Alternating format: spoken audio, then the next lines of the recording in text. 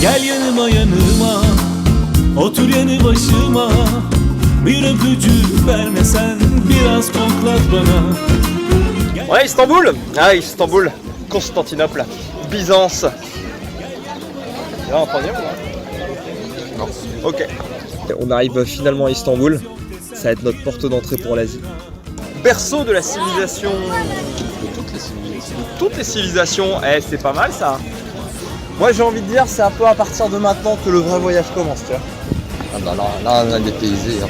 Là c'est sûr, hein. C'est plus chez nous, hein. On reconnaît hein, déjà. Hein.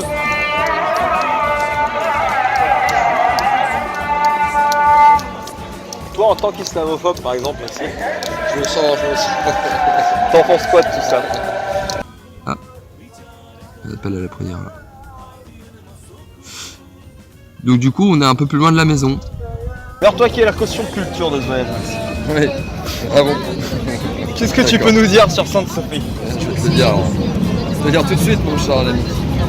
Sainte-Sophie. Il y a un peu à censurer Wikipédia, c'est con là quand même. Ah, depuis le 29 avril, Wikipédia est intégralement bloqué en Turquie. Allez, fuck la culture. Bon, bah on n'en sait pas plus sur Sainte-Sophie, mais on en connaît plus sur la politique turque.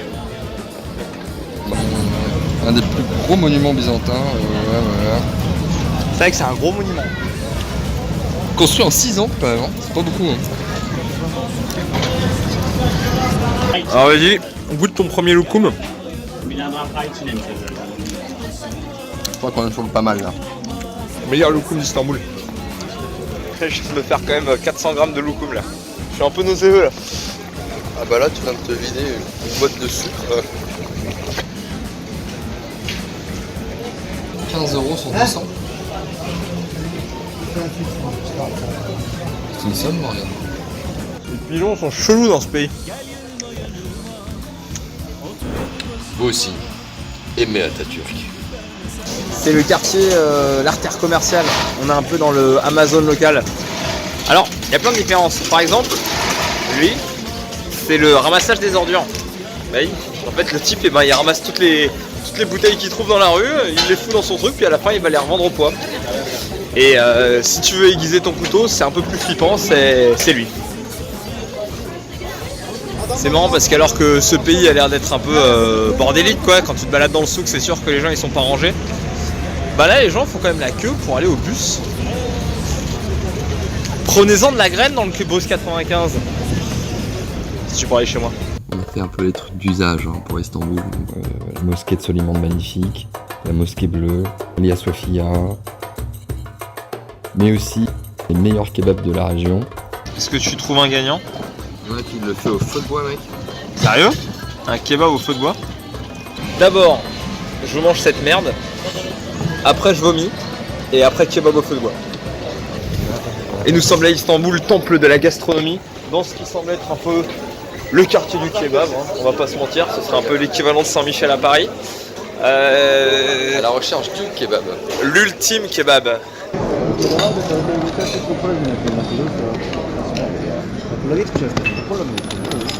Nique ta mère l'écologie.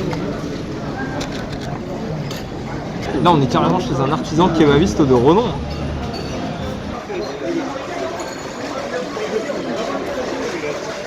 Incroyable.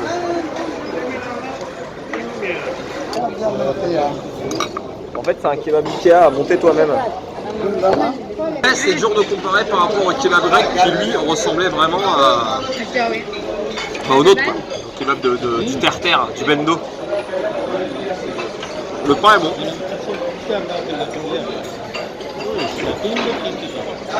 La viande est super bonne, mais c'est pas un kebab au sens wesh du terme, tu vois. C'est pas un kebab au sens blédard, banane Lacoste. Si on voulait être tout à fait égal, il faudrait qu'on aille dans un vrai kebab. Un kebab qui ressemble au kebab grec. Un kebab du peuple. Là on est dans du fancy, on est dans du kebab gastro, on est dans du kebab 5 étoiles. C'est l'ambassade d'Iran. Et qu'on se le dise, en Iran, il est interdit de jouer de la trompette. En Iran, pas de trompette. C'est un pays qui ne déconne pas avec ça. Je ferai pas. T'arrives comme ça, bim, oh tiens, si je fais un petit take 5, non! Je désarmerai ma trompette. Tu désarmeras ta trompette. On a traversé le Bosphore, donc du coup arrivé en rive orientale, rive asiatique, et du coup on est en Asie. Voilà. On quitte Istanbul et ses superbes mosquées. Direction le sud. On pense atteindre Bodrum d'ici quelques jours. Mais à peine la nuit tombée, on a un problème. Impossible de continuer. On quitte la route et on campe dans un champ, à quelques centaines de mètres. C'était un problème qu'on avait minimisé, mais qui nous handicapera pendant une bonne partie du voyage. Bon alors là, on s'est arrêté au bord de l'autoroute. Voilà, on entend d'ailleurs le délicat son des camions qui passent. C'est très agréable. Ça va être une nuit absolument horrible. Voilà. Et bonne nuit. On se rend compte qu'on n'est pas du tout tanké pour les basses températures. Là, j'étais au maximum que je pouvais avoir sur moi et non, ça marchait pas, il faisait quand même beaucoup trop froid quoi. On roule de nuit, il y a le vent, il y a quand même la fatigue parce qu'on se tape des longues heures en moto. J'espère que ce ne sera pas non plus cette température-là tous les jours en Iran, parce que sinon ça va être compliqué là-bas. On va y être en plein mois de décembre, du coup on va se cogner l'Iran avec potentiellement de la neige ou en tout cas beaucoup de froid quoi. Faut qu'on trouve une solution. On reprend la route direction Bodrum. On conduit surtout le jour pour éviter de mourir de froid. Sur la route, on traverse Izmir et son espèce de mont Rochemort Atatürk. Et là, on se rend compte qu'il n'y avait pas que le froid qu'on n'avait pas anticipé. La Turquie nous a réservé une autre surprise. Tu passes juste ta vie à te faire contrôler par les flics dans ce pays, c'est incroyable. With the Turkish police! Ici, on se fait arrêter par la police, mais continuellement. Tu fais 50 km, tu te fais arrêter par la police. Pour aucune raison, hein. Ils regardent tes papiers, ils font, c'est bien. Et après, ils te laissent partir. Il y a des policiers dans la ville, il y a des policiers sur la route, il y a des policiers en moto. Non, on est sur un pays qui est bien protégé. Hein. En même temps, ils ont une frontière et avec l'Irak et avec la Syrie, les mecs.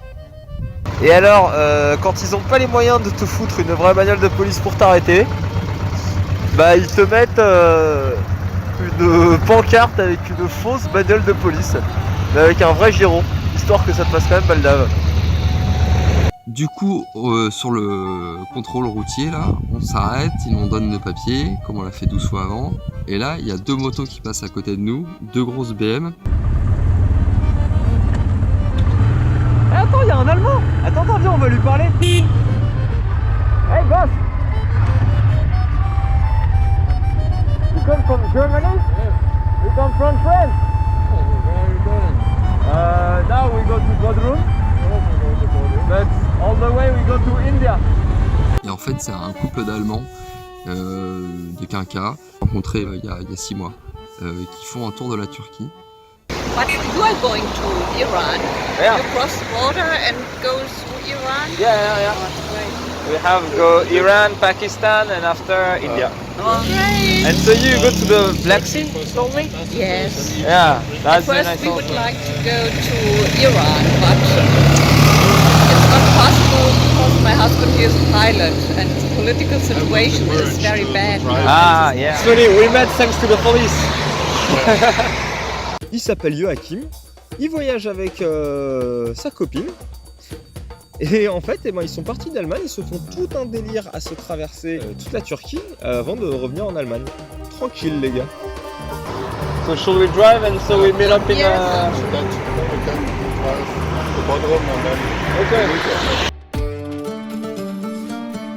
On prend donc la route avec Joachim et sa copine. Enfin, à leur âge, on va plutôt dire sa compagne. Et on longe toute la côte turque, direction Bodrum. On fait quelques centaines de kilomètres avec nos nouveaux amis. Joachim roule en GS, normal quand on voit son tour de taille. Bien entendu, on n'échappe pas aux éternels contrôles de police. Et on arrive à Bodrum de nuit. L'heure parfaite pour partager une bière et un bon dîner. On en apprend plus sur la vie de Joachim. Le mec a kiffé quoi. Il est plutôt solide. C'est le premier mec que j'ai rencontré qui a dû voir plus de pays quoi. you do it right. You purchase older Transalps, okay? Very Zero good, electronic on our bikes. very good bike, and take the money for the trip, not take the money buying 20,000 euro a bike. 1,500 with the case. Did you bought your motorcycle for the trip or did you had it already this one? She was close to give it up. Okay. Yes, because in the 80s, because in my mind I had to go to Isfahan. And then there was no time, and my husband, he would not like to drive so long. It's, 40 years old dream since the 80s. We will do this. Donc c'était assez amusant parce que la dame en fait elle voulait faire l'Iran depuis qu'elle avait 20 ans à peu près. Donc du coup lui c'est un ancien pilote de l'armée allemande qui a un peu vadrouillé partout. Il a rencontré cette dame et ils ont décidé de faire la Turquie ensemble. Donc ils étaient assez mignons tous les deux parce que déjà c'était un jeune couple. C'était un peu notre papa et notre maman. Et c'était intéressant de savoir pourquoi est-ce qu'ils voulaient voyager même à cet âge-là. doing biking since 40 years. 40. 40. 40. I wasn't even born. So you're quite a big traveler. Well, you're a pilot, so. You have to travel once a year somewhere to be educated, to meet people. Huh? Dalai Lama said it. But why do you think like people should travel? I'm 58 years old and I spent almost 25, 28 years out of my country. 13 years Africa, Turkey, Middle East, South America. I believe if the people meet each other, we are a big step ahead of freedom. I think it's important to travel, to meet people, to meet different cultures. And you will see even in Iran, they're very friendly people. Very, very friendly. Yeah. Don't take too much kilometer. Go to the countryside. Go to the people here and to small villages. Do you know how many countries you've been? Like, did you count? Almost. Put it in that way, a lot. C'est assez marrant comme situation, on n'a pas l'habitude de voir ce genre de voyageurs. En général quand tu croises des voyageurs, c'est des jeunes backpackers ou alors c'est des locaux qui vont de A à B ou quand c'est des vieux, c'est plutôt des hippies quoi. Alors, moi je rentrais, j'étais comme ça, j'étais tranquille. Le mec me dit, tu veux un kebab? Moi je dis oui, parce que moi j'aime les gens, j'aime la vie et surtout j'aime les kebabs. We are the best in the world. In the world. In the world, not in Turkey, not in Bodrum, in the world, yes. Ok. Je suis donc dans le meilleur kebab du monde. I give you guarantee, you don't like, you don't pay. Red sweet pepper, potato, carrot, green sweet pepper. C'est du génie. Just a little hot. Ok. Bon, peut-être moyen que ce soit effectivement le meilleur kebab sur terre. 27 years I'm selling here is kebabs, yes. Very big. This kebab 250 kilos. 250 kilos? Yeah. And you sell it in one day? Maybe not enough. Tu sais, c'est pas comme quand quelqu'un te dit mon fils c'est le plus beau. Là où tu dis bah non, ton fils il est moche, il a une gueule de poisson et puis en plus il est con comme un manche à balai. Par contre, quand un mec te dit mon kebab c'est le meilleur, mais je crois qu'il va en faire 6. Half kilo. Half kilo, là j'ai 500 grammes de plaisir en plein pour mon estomac en direct de Bodrum, Turquie, 75 0018. Je crois que quand tu m'as demandé faille, je crois que j'ai commandé 5 kebabs sans faire exprès. Ah, t'es complètement. Mesodöner. Super. Incroyable. C'est bien. C'est combien du coup pour ces 9 tonnes de viande? How much is it? Je pense sincèrement avoir mangé le meilleur kebab de ma vie. Je regrette pas une seule seconde d'avoir acheté 5 kebabs d'un coup. Désolé la Grèce, désolé la France, désolé l'Algérie. Les gens ils font des kebabs? Je sais pas, mais la plupart des mecs qui te vendent des kebabs en France sont algériens, donc c'est la Turquie qui gagne. Le soleil vient de se lever. Ouais, c'est aussi ça l'aventure.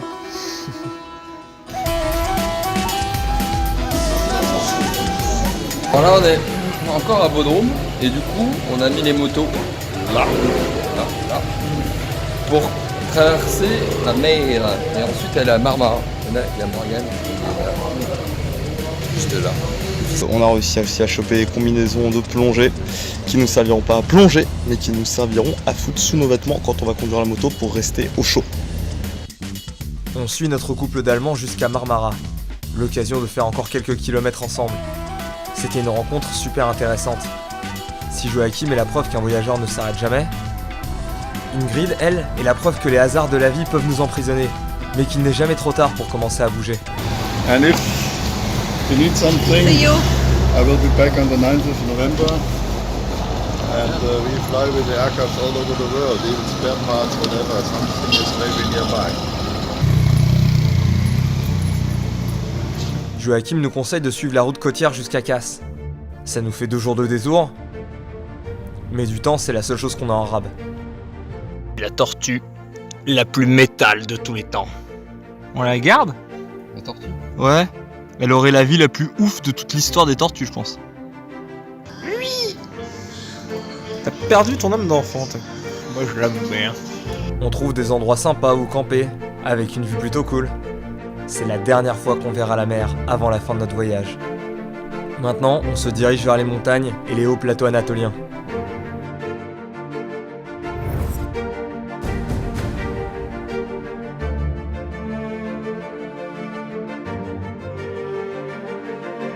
Et justement, on suit les conseils de Joachim.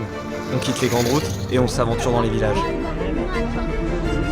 Ils doivent pas avoir l'habitude de voir des motards par ici. Les fruits sont tous au même prix. En fait. De quoi?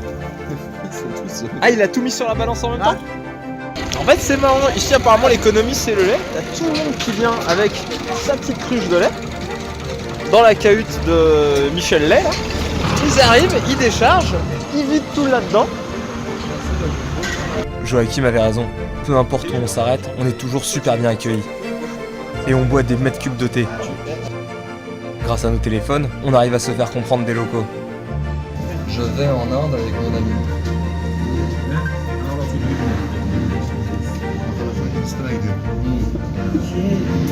Ana yoldan niye gitmediniz? Il dit quoi? Asfalt.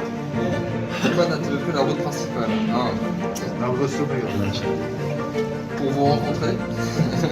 Ona biz çekiyor ha. Artık buz buz. En général, ils sont super étonnés par notre histoire. En même temps, c'est normal. Izmir, Bodrum, Nahir. Eux nous expliquent que la plupart n'ont jamais voyagé, même pas dans leur propre pays. Et Zanzibar. Pakistan'da mı yapacaksınız? On passe notre vie dans les stations essence. On a trouvé le KFC. Ici, ils te vendent les poulets sur le bord de la route. Plus on s'éloigne de la mer, et plus les températures baissent. Ça fait déjà 1 mois qu'on a quitté la France. Et l'hiver ne va pas tarder à arriver. Après quelques jours de route, on arrive au centre de la Turquie, dans un des endroits les plus beaux que j'ai jamais vus.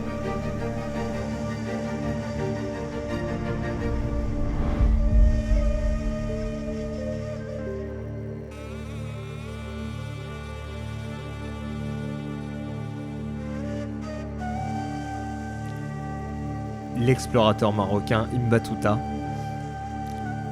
est mort en 1369, chez lui, à Tanger.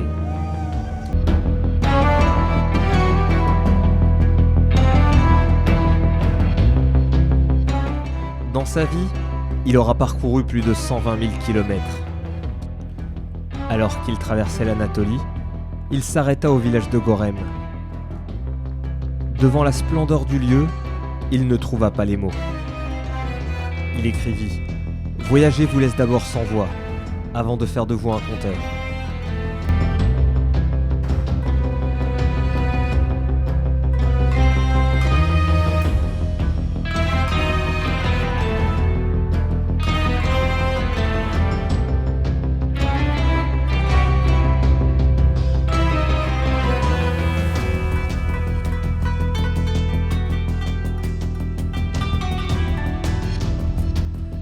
De voir ce balai de montgolfières, les gars qui habitent là, ils voient ça tous les matins.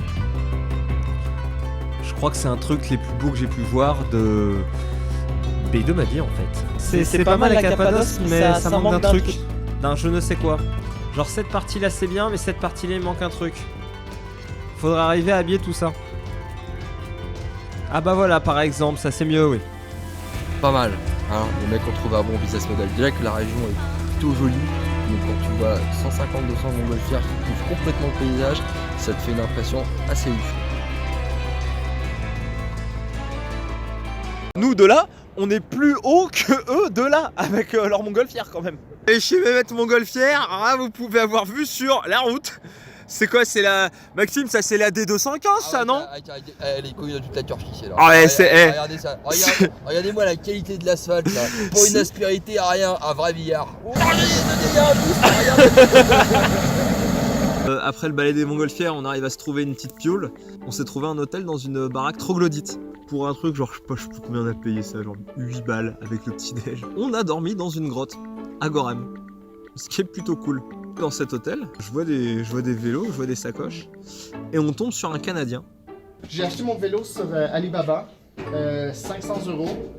Et puis les sacoches, j'ai payé 100 €. Donc pour 600 €, ça fait 5 mois que j'ai fait. T'as toutes tes affaires dans les deux sacoches là? Celle-là, puis j'ai un autre sac. J'ai un autre sac qui va ici. Puis c'est encore un autre level. Le type en fait là est parti de Chine, lui à vélo. Et on l'a rencontré donc en Turquie, il a traversé le Tadjikistan, etc. Je me suis dit, je vais aller à Sochi voir la Coupe du Monde de football. Et puis là, je me suis dit, j'ai 38 ans, j'ai la forme, j'ai la pêche. J'ai dit, on laisse tomber le train. J'ai acheté un vélo en Chine. Et puis, je suis parti de Xi'an. Et puis, là, 5 mois plus tard, je suis rendu en Turquie avec beaucoup de kilomètres. Avec nous. Et tu vas jusqu'où comme ça? Là, pour l'instant, c'est Istanbul. Mais c'est ça, quand on sait pas où qu'on s'en va vraiment, c'est là qu'on va loin. Hein. Là encore, c'est un autre type de voyageur. Là, on a vraiment dans le voyageur hardcore qui passe vraiment son temps à ça. Et c'est intéressant. Et surtout, ce qui était marrant de voir, c'est que vu que ça fait 15 ans qu'il fait ça, il ne se voit pas faire autre chose. En fait, c'est devenu son mode de vie. Et du coup, à la maison, il n'y a pas de femme, il n'y a pas d'enfant qui t'attend? Pour l'instant, non. C'est ça qui... C'est bien un peu, j'ai pas d'attache. C'est ça, je travaille 6 mois. Vraiment, je donne le paquet. Je travaille très très fort. Et puis, j'essaie de sauver tous mes sous. Et puis, je me débarrasse de toutes mes possessions matérielles. Et puis, c'est ça, je pars voyager. Puis, le voyage, tu sais, c'est ça, je dors dans la tente. J'ai le vélo, je m'en tire pour 15 € par jour. Et puis, je mange très bien, hein, avec 15 €. Dans la plupart des pays, c'est largement suffisant. Exactement. Tu rencontres des gens passionnés, t'essaies plein de nouveaux trucs, de la nourriture, plein de bonnes bouffes. Et puis, c'est l'aventure. Puis t'apprends. T'apprends toujours, ouais. Il y a les gens qui partent faire du tourisme et qui vont te parler des landscapes, parler de leur hôtel et de toutes ces choses à voir. Et puis t'as ces voyageurs où à chaque fois quand je leur pose des questions sur ce qu'ils ont préféré, ils me parlent des gens. C'est toujours... En fait, j'ai l'impression que c'est ça la différence entre le touriste et le voyageur. Le touriste, il va te parler de l'endroit, là où le voyageur, il va te parler de la population. Ici, c'est super touristique. Et puis, à 40 km à l'est, un mec nous a invités pour du thé. Sa mère nous a préparé les crêpes. Aussitôt que tu sors du resort, du Club Med et tout, et là, tu rencontres les gens, tu vois qu'il y a un autre monde, derrière. Et puis, c'est incroyable. Donc là, nous allons faire du off-roading. Donc on a enlevé les petites valises sur les motos. Voilà, fait l'enduro en Cappadoce. Donc les paysages sont assez foudingues. Donc faut s'imaginer, c'est des grottes partout, des villages troglodytes, mais des villages, pas juste une petite grotte perdue à droite ou à gauche. Il y a des villages entiers, des bars HM troglodytes en plus beau. Donc région de Gorem. Je vais mettre 9 pour l'ambiance. Ouais. 10 pour la majesté. Côté froid. Ah, le côté froid retire un peu. Ouais. Là, on a officiellement atteint le stade on se caille les couilles. On va pas se mentir, là on est sur du tourisme. Hein. Là, c'est petit instant chill. On se fait un peu de bien. On se retrouve. Un peu de we time. Un petit moment complice quoi. Hein, un petit moment complice à deux. Tu me dégoûtes. Bon, allez, c'est bon. Pas encore en Iran, on peut en profiter. Je me demande si c'est légal en Turquie. L'homosexualité? Il doit y avoir un truc un peu comme en Russie, genre t'as pas d'en faire décalage. Je connaissais une meuf, elle était trop violente. Elle avait une bite et une chatte. incroyable. Alors la particularité de cette région, parce que Maxime n'est pas toujours la caution culturelle, c'est que ça ressemble à Star Wars. Voilà, les gens se sont inspirés de Star Wars pour fabriquer des maisons trop bleues. Quoi? Ah tiens, tu comprends? Il me parle de moins en moins, lui. J'ai laissé mes clés sur le contact pendant qu'on s'est baladé. Plus de batterie. Plus vite. Non, t'y es pas, encore.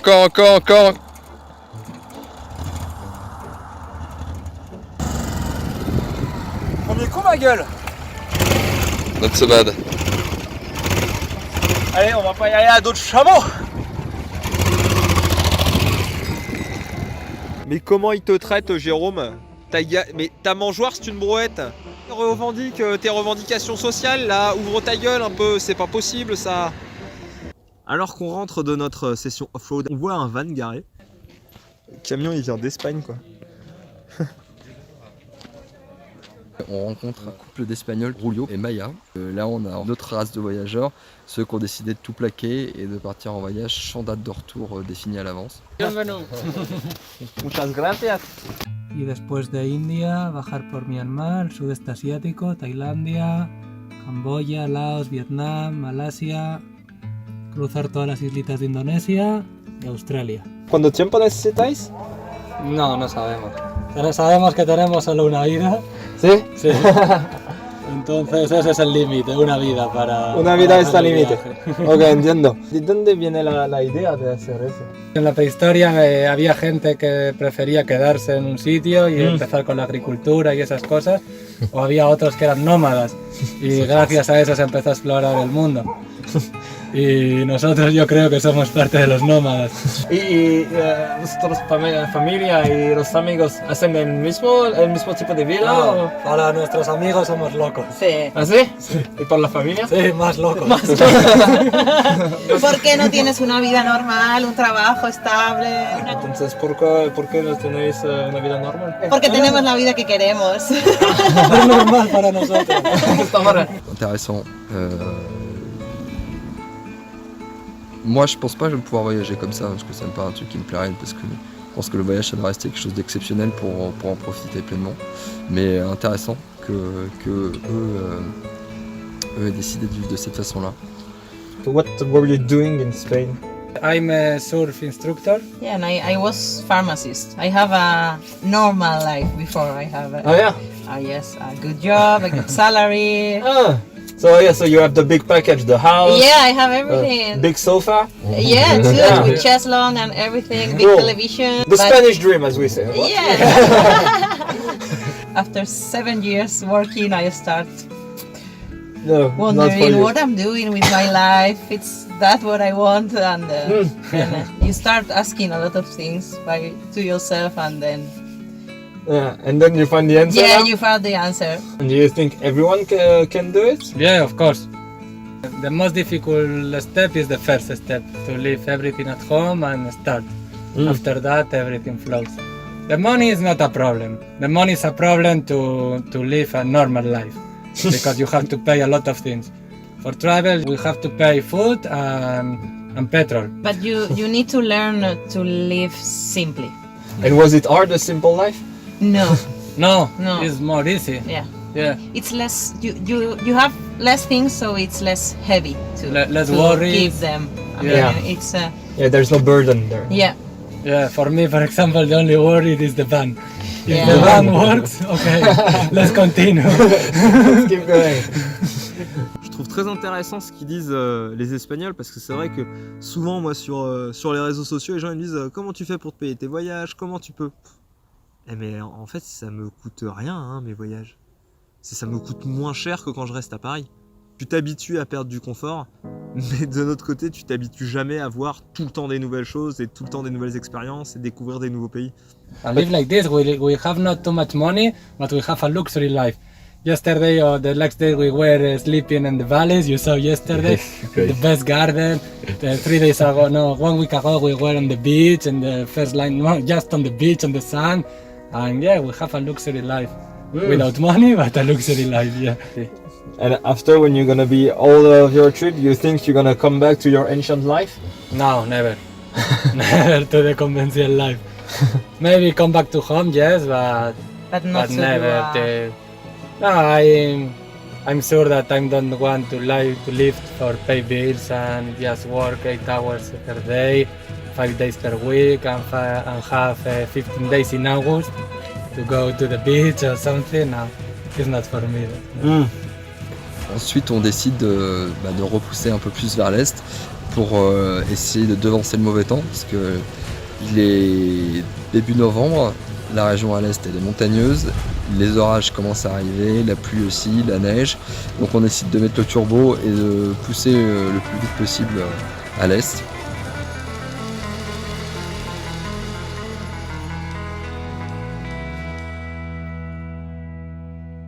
Gorem sera le dernier endroit touristique de notre voyage. Les prochaines semaines, on roulera dans des conditions extrêmes. Pour le moment, les motos tiennent bon, mais est-ce qu'elles tiendront aux températures négatives du Kurdistan? C'est le plateau anatolien.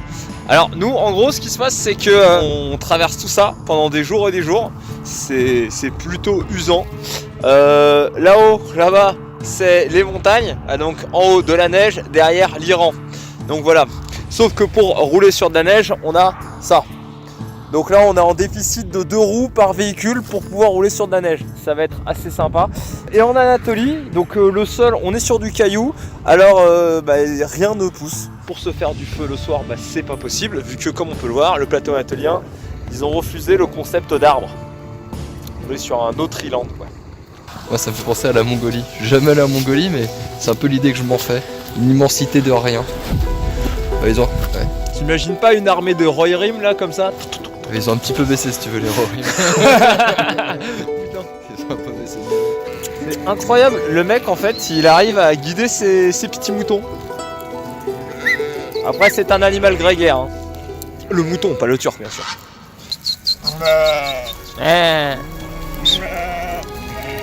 En fait, quand je vois tous les paysages qu'on fait, le fait d'être à moto, on passe une montagne, on arrive en haut de la montagne et blam! Et là tu vois une nouvelle vallée.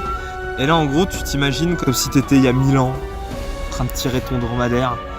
Et là tu vois ça et tu dis bah voilà, la prochaine montagne là on y accédera dans 2 jours. Et celle d'après on y accédera dans 3 jours. On vit du coup cette sensation qu'avaient les anciens explorateurs, ces anciens découvreurs, de prendre le temps de vraiment d'avancer et de découvrir le pays quoi.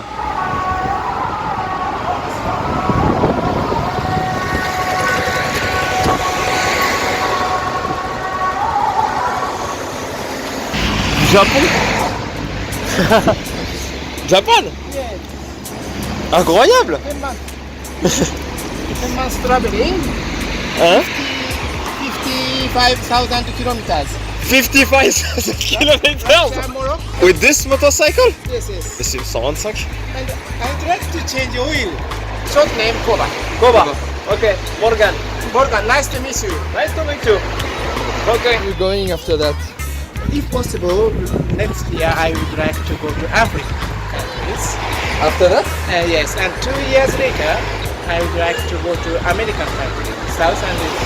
And you travel for how long in total? I don't know. 10 months now, and after you're gonna travel I don't know. even more, maybe 1 year, I maybe don't 2 years. Koba, il a 50 balais et il a décidé que travailler, ça le faisait chier. Et que donc, du coup, il allait voyager maintenant tout le temps avec sa moto. How did you decide to travel for such a long time? I was working for 30 years as an ordinary businessman. Yeah.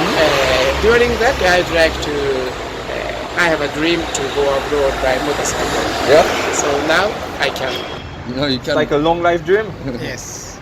And back home, do you have like any family, like Yes, a wife? I have a wife, but unfortunately I don't have kids. Okay. So I have much time.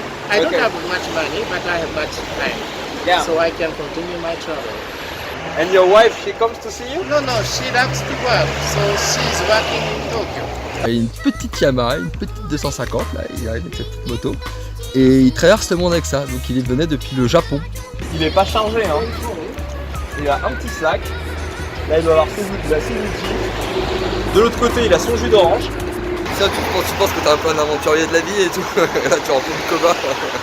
En fait, c'est ça, c'est que lui, il l'a vraiment fait en mode Wallogan parce que sa moto, elle est même pas préparée. Ça n'a rien à voir avec Barry qui avait surpréparé sa moto. Là, il n'y a rien, quoi. Les pneus, c'est des pneus de vélo. Et le gars, il roule. Il s'en bat les couilles, Kobayashi, il est comme ça. Incroyable. T'as vu ça? Et 5 degrés.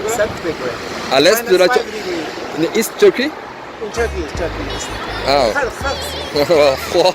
C'était intéressant de savoir pourquoi est-ce qu'il voyageait, parce que pour le coup, c'était là où on a eu un mec, un Allemand qui était un gros baroudeur et il continuait à barouder, où on a eu un type comme Barry qui pour le coup avait été un trentenaire comme nous et qui voulait voyager maintenant, sinon il avait peur après quand il aura des enfants de ne plus pouvoir le faire ou d'avoir trop de responsabilités. Là on a eu le troisième cas de figure d'un gars qui pour le coup lui a travaillé tout le temps et s'est dit à 50 balais, du coup ouais, peut-être falloir que je le fasse, et du coup s'est tapé des délires à faire plusieurs voyages en moto. Donc comme quoi on peut vraiment voyager n'importe quand, et qu'il y a tout type d'âge et tout type de personnes qui le font, avec des motivations qui sont différentes.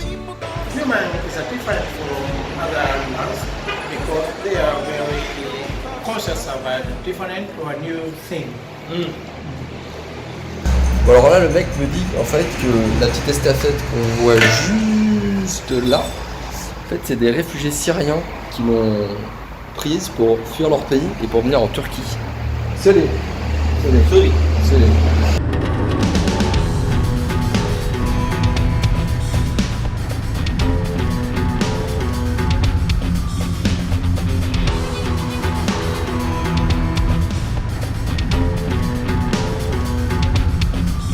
La route, là, les mecs se sont pas fait chier, ils ont pris une règle, ils ont tiré un trait, ils ont fait la route, c'est là. Tu avances, c'est tout droit. Il y a juste des montagnes, tu fais ça dans les montagnes et la route est droite.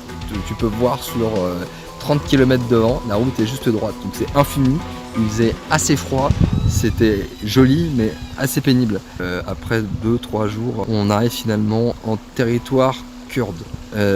C'est pas la Turquie comme c'est pas Bodrum. Je crois que le gouvernement turc s'en fout assez largement des Kurdes. Les routes c'est pas top, c'est clairement beaucoup plus pauvre. Alors maintenant ça va plus du tout être la même ambiance là, la vie en fait.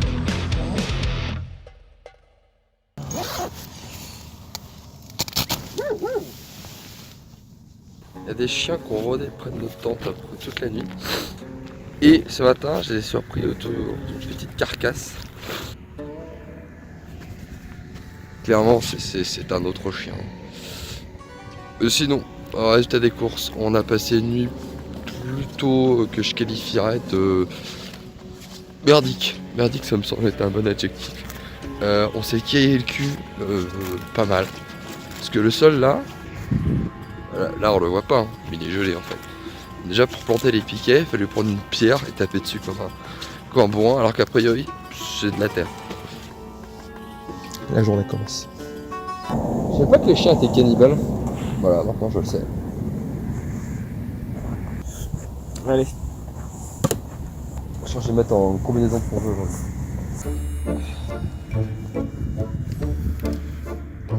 Oh,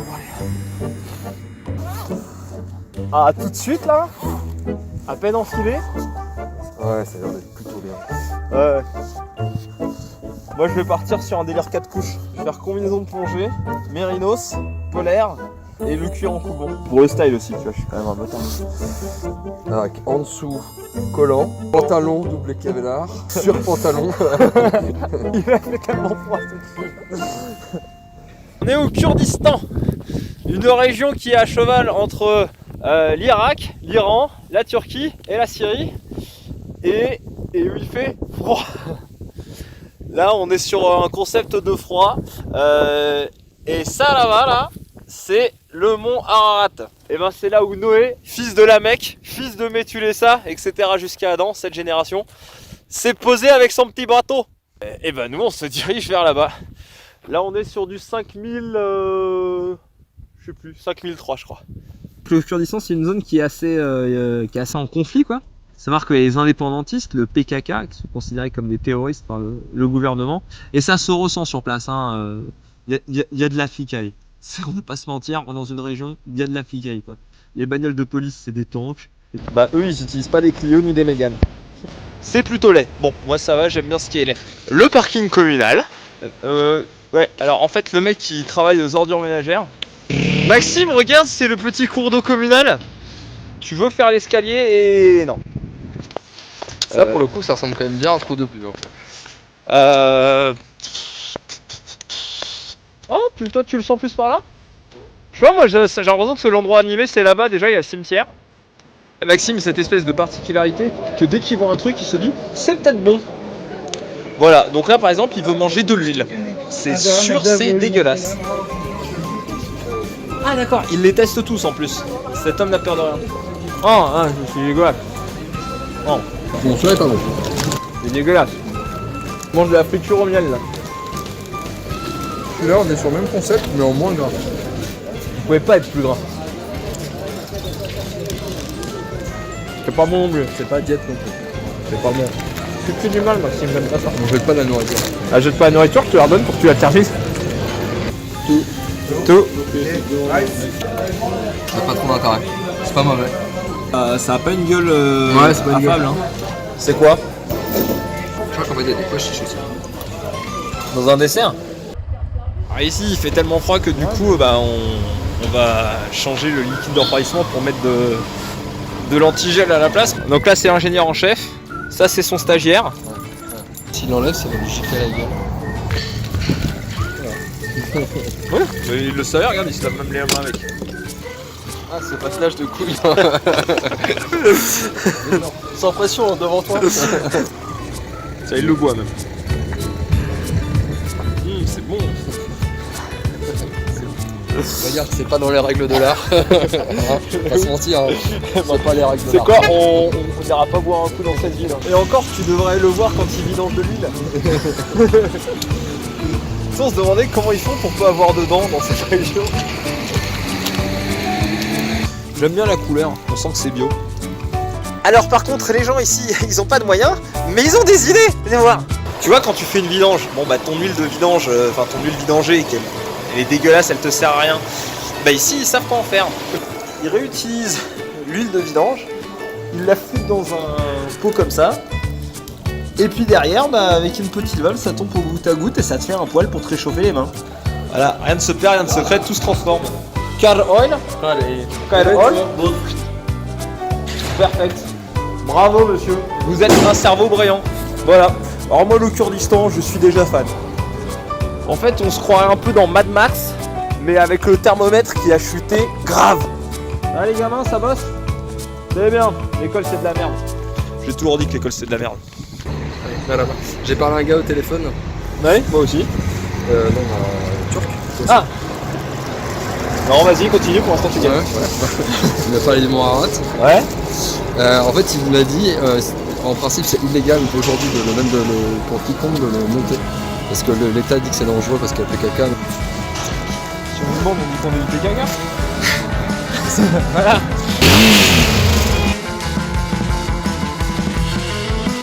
On reprend notre route pour traverser les montagnes du Kurdistan. On espère que l'antigel dans le circuit de refroidissement des motos leur permettront de tenir. Mais surtout, on espère que les combinaisons de plongée permettront aux pilotes de tenir. La nuit, il peut faire jusqu'à moins 20 degrés dans les montagnes. Autre inquiétude, est-ce que les militaires nous laisseront passer? Les indépendantistes du PKK sont particulièrement actifs en ce moment. Prochaine étape, traverser le mont Ararat et rentrer dans un des pays les plus fermés au monde, l'Iran.